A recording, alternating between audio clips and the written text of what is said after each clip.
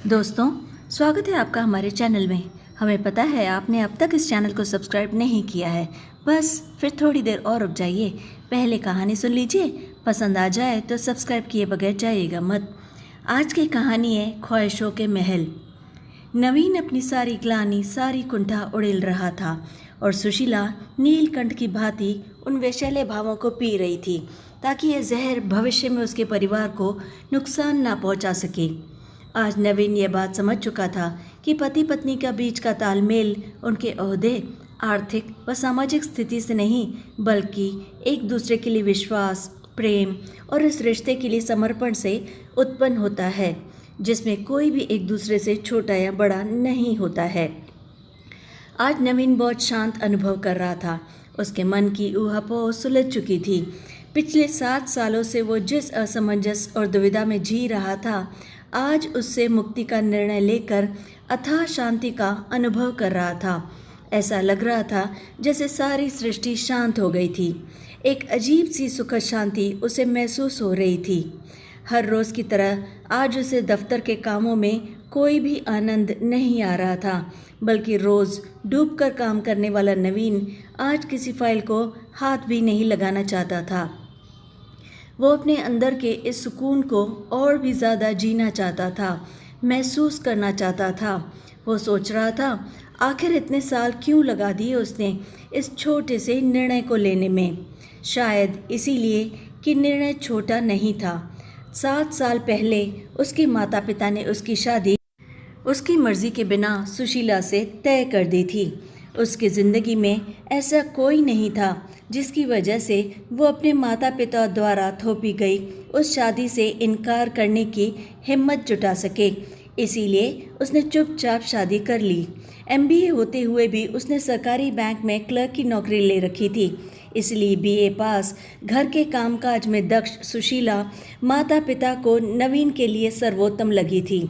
शादी के बाद 2 साल तक तो सब कुछ ठीक ठाक निकला, लेकिन इस बीच नवीन को एक मल्टीनेशनल कंपनी में नौकरी मिल गई। बैंक के सरकारी माहौल से MNC की कॉरपोरेट संस्कृति में ढलने की कोशिश में नवीन धीरे धीरे अपनी पत्नी सुशीला में खामियां तलाशने लगा। वह बार बार अपनी पत्नी की तुलना कॉरपोरेट सेक्टर में काम करने वाली अति आधुनिक सहकर्मी महिलाओं से करने लगा। उसे सुशीला में सिवाय खामियों के और कुछ भी नज़र नहीं आता था। वह उससे परेशान रहने लगा और लड़ने लगा। इस बीच उसकी अपनी एक महिला सहकर्मी रीमा से उसकी गहरी दोस्ती हो गई। दोनों एक ही डिपार्टमेंट में थे और इसीलिए ट्रेनिंग, मीटिंग, कॉन्फ्रेंस या किसी और बहाने से बार बार उनका आपस में मिलना होता था। आधुनिक परिवेश में पली बड़ी रीमा के सामने एक छोटे से कस्बे की सुशीला नवीन की आँख की किरकिरी बन गई थी। घर आते ही नवीन का मिजाज चिड़चिड़ा हो जाता था। उसे क्रोध आता था कि क्यों उसने बगैर सोचे समझे एक गंवार लड़की से शादी कर ली। उसे सुशीला की हर चीज़ में अब नुक्स नज़र आता था। यदि सुशीला कभी उसे फ़ोन मिला देती तो वो ज़ोर ज़ोर से चिल्लाने लगता था। तुम्हें 1000 बार समझाया है, मुझे यहाँ फ़ोन मत किया करो। काम करता हूँ मैं ऑफिस में, कोई आराम नहीं कर रहा हूँ कि तुम बार बार मुझे डिस्टर्ब करती हो। खैर, तुम क्या समझोगी ये सब, गंवार कहीं की। और फ़ोन गुस्से में पटक देता। बेचारी सुशीला अपने पति की कड़वाहट को चुपचाप पी जाती। वह अपनी किस्मत को कोसती रहती। उसे लगता कि वो नवीन के लायक ही नहीं है। उसमें आत्मग्लानि और कुंठा बढ़ती जा रही थी। उसकी शादी को 5 साल होने जा रहे थे और कई बार कहने के बावजूद नवीन अभी भी पिता नहीं बनना चाहते थे। पर सुशीला की ममता संतान की इच्छा में अब तड़पती रहती थी। उसे लगता था शायद बच्चे के आने के बाद उनके रिश्ते में कुछ सुधार हो जाए, लेकिन नवीन बच्चे का नाम सुनते ही आग बबूला हो जाता था। रीमा ने नवीन को कई बार समझाया कि वह सुशीला से तलाक ले ले। इस बात को लेकर नवीन और रीमा में कई बार झगड़ा भी होता था। कई बार नवीन ने सुशीला को तलाक देने का मन भी बना लिया था, लेकिन फिर अपने माता पिता की नाराज़गी और सामाजिक मर्यादाओं के कारण वह हिम्मत नहीं जुटा पाया। इस बीच सुशीला अपने मायके चली गई। उसे लगा कि यदि नवीन को उसकी याद आएगी तो वो उसे वहाँ से लेने ज़रूर आ जाएगा, वरना क्या फ़र्क पड़ता है कि वो ससुराल में ये रहे या फिर मायके में। फिर सुशीला के माता पिता भी बेटी की लगभग बिखर चुकी शादी की चिंता में घुलते जा रहे थे। नवीन के माता पिता ने सुशीला के मायके जाने की बात उसे बताई, लेकिन उसे इस बात से कोई फर्क नहीं पड़ता था, बल्कि हर समय मन में होने वाली यह ग्लानि भी मिट गई कि सुशीला वहाँ उसके माता पिता की रहकर उनकी सेवा कर रही है, और वह है कि रीमा के साथ अपनी ज़िंदगी में आगे निकल रहा है। उसने अपने माता पिता को साफ साफ शब्दों में बता दिया कि वह सुशीला के साथ खुश नहीं है और इस शादी में आगे नहीं बढ़ना चाहता। नवीन ने तलाक के कागज़ सुशीला के घर भिजवा दिए, लेकिन महीनों गुजर गए, वहाँ से अब तक कोई जवाब नहीं आया था। इस बीच रीमा के परिवार की तरफ से उस पर शादी करने के लिए लगातार दबाव बढ़ने लगे। वह 30 साल की हो चुकी थी और अब अधिक दिनों तक नवीन के तलाक का इंतज़ार नहीं कर सकती थी। अंततः रीमा अपने माता पिता और परिजनों का मन रखने के लिए अपने लिए आए हुए विवाह प्रस्तावों को गंभीरता से लेने लगी और नवीन से दूरी बनाने लगी। नियतियों को भी शायद यही मंजूर था, क्योंकि नवीन को 1 साल के लिए काम के सिलसिले में नीदरलैंड भेजा गया। महत्वाकांक्षी नवीन इस अवसर को कभी भी गंवाना नहीं चाहता था, इसीलिए तलाक और रीमा से बढ़ती दूरी को भूलकर अपने प्रोजेक्ट में दिलो जान से लग गया। एयरपोर्ट पर रीमा से विदा लेते हुए उसे पता नहीं था कि आखिरी बार उससे मिल रहा है। नवीन के जाने के कुछ ही महीनों के बाद रीमा ने कंपनी छोड़ दी और एक NRI लड़के से चुपचाप शादी कर ली। रीमा की शादी के बारे में जब नवीन को पता चला तो वह पूरी तरह से टूट गया। नीदरलैंड में प्रोजेक्ट को अधूरा छोड़कर वह भारत भागता हुआ लौट आया। कंपनी की तरफ से उसे कई सारे नोटिस दिए गए, लेकिन मायूसी और हताशा में डूबा नवीन पूरी तरह से टूट चुका था। उसे कंपनी की तरफ से अब बर्खास्त कर दिया गया, उसे नौकरी से निकाल दिया गया। आज वह हर मायने में बुरी तरह से हार चुका था। उसे रह रहकर उसका सुशीला के साथ किया गया तिरस्कार भरा व्यवहार याद आता था। उसे लगता कि रीमा ने भी उसके साथ जो किया है वह सुशीला के साथ किए गए अन्याय की सज़ा ही है। वक्त की इस चोट से उभरने के लिए नवीन ने फिर से काम तलाशना शुरू कर दिया। कंपनी से निकाले गए कर्मचारी को कोई भी कंपनी अच्छा पैकेज देने को तैयार नहीं थी। अंततः उसे काफ़ी कम पैकेज पर एक सरकारी कंपनी में कॉन्ट्रैक्ट पर नौकरी मिल गई। नवीन अब जीवन में अकेलेपन से हताश होकर स्वयं को काम में झोंकता चला गया। वह स्वयं को एक पल के लिए भी मुक्त नहीं रखना चाहता था, क्योंकि तब उसकी आत्मा उससे सवाल जवाब करने लगती थी। बेचैनी, तड़प और जुनून की हद तक काम में व्यस्त रहने वाले नवीन में अंततः अपनी इस कैद से मुक्ति पाने की ख्वाहिश जागी। उसने निर्णय किया कि वह सुशीला से मिलकर उससे माफ़ी मांगेगा। यही वह छोटा सा निर्णय था जो छोटा होते हुए भी एक भारतीय पुरुष के दंभ और अहम के कारण बहुत बड़ा हो जाता है। उसके अंदर के पति और पुरुष के अहंकार को एक बिखरते हुए इंसान की आत्मा ने शांत कर दिया था। वह अपनी सारी गलतियों के लिए सुशीला से माफ़ी मांगना चाहता था। आज उसे ऐसा लग रहा था मानो कई तूफान अचानक से शांत हो गए थे, जैसे नदी चट्टानों से टकरा टकरा कर अब निश्चल हो गई थी। इससे पहले कि उसके भीतर का अहम फिर से दोबारा जाग उठे, वह रवाना हो गया अपनी जीवन संगिनी से माफ़ी मांगने के लिए उसके गांव। उसने निर्णय लिया कि सुशीला के जीवन को वह खुशियों से भर देगा। उसके आंगन में भी बच्चों की किलकारियाँ गूंजेगी। उसका जीवन भी परिपूर्ण होगा। आज उसे परिवार और उसकी अहमियत का आभास पूरी तरह से हो गया था। इतने सालों के अपराध बोध, विरक्ति और निराशा से मुक्ति पाने के एहसास ने उसके रोम रोम में नया जीवन भर दिया था। इसी उत्साह में जब वह बिहार के एक छोटे से कस्बे समस्तीपुर में सुशीला के घर पहुंचा तो वहां त्योहार सा माहौल था। उसे लगा शायद सुशीला के घर वालों को उसके आने की खबर मिल गई है और अपने बेटी के घर के दोबारा बसने की खुशी में इतनी साज सज्जा, बैंड बाजे इत्यादि रखे गए हैं।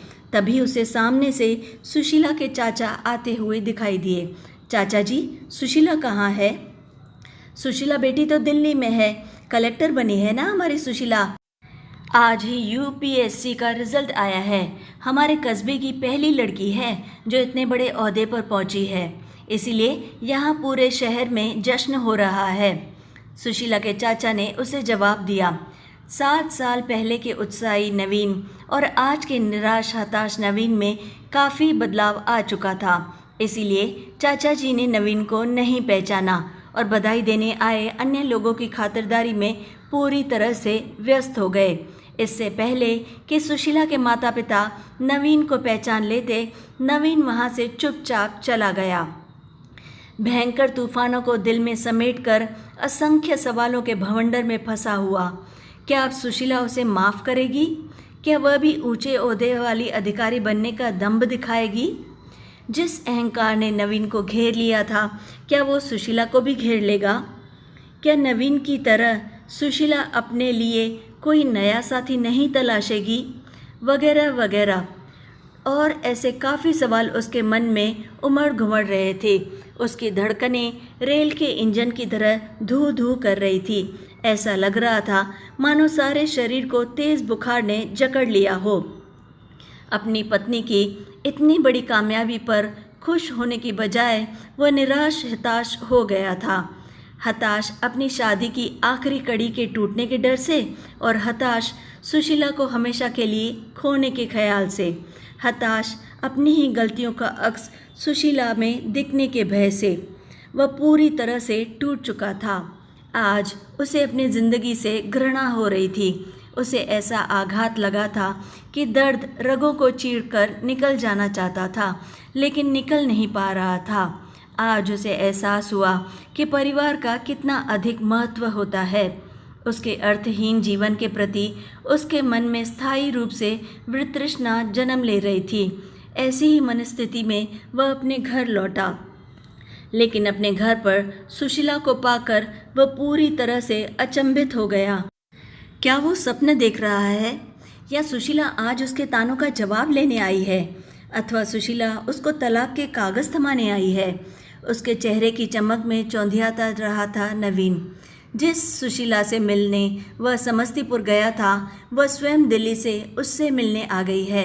उसे तो खुश होना चाहिए था, पर अंदर का पुरुष एक स्त्री के हाथों मिलने वाले अपमान की कल्पना मात्र से भी भयंकर था। एक स्त्री पुरुष के 1000 तानों को सुनकर भी जिंदगी जी लेती है, लेकिन पुरुष स्त्री के मुंह से निकली हुई एक भी बात को अपने अस्तित्व के लिए चुनौती मान लेता है। नवीन भी इसी भय से अब बुरी तरह से कांप रहा था। नवीन, मैं आपसे मिलने आई हूँ। मेरा आईएएस में चयन हो गया है। अब तो आपको नहीं लगेगा कि मैं आपके लायक नहीं हूँ। स्वयं को आपके काबिल बनाने के लिए मैंने फिर से पढ़ाई शुरू की थी। दिल्ली जाकर कोचिंग ली और अंततः आईएएस बनने में कामयाब हो गई। यदि आपकी प्रेरणा न होती तो यह कभी भी संभव नहीं हो सकता था। मुझे माफ़ कर दीजिएगा, पर आपके भेजे हुए तलाक के कागजात माँ बाबा ने कभी भी मुझे दिखाए ही नहीं थे, अन्यथा मैं आपको इस बंधन से कब का मुक्त कर देती। आज मेरा रिजल्ट आने पर ही माँ ने गर्वान्वित होकर यह सच बता दिया और कहा कि अब मैं आपको तलाक दे दूँ। मैंने माझी से आपका पता पूछा और सीधा यहाँ चली आई, लेकिन सच कहूँ मैं हमारी शादी को एक और मौका देना चाहती हूँ, सुशीला ने उससे कहा। नवीन को अपने कानों पर यकीन तक नहीं हुआ, पर सुशीला तो हमेशा से ही परिवार को सबसे ऊपर मानने वाली लड़की थी। उसके लिए तो प्यार करने वाला पति और अपने बच्चे यही संसार की सबसे बड़ी उपलब्धि थी।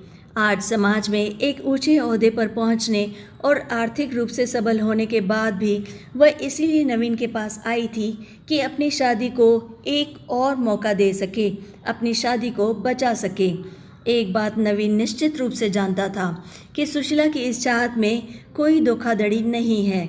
नवीन की भांति वह ऊहापोह में जीवन नहीं जीती थी। उसके लक्ष्य साफ और स्पष्ट हैं।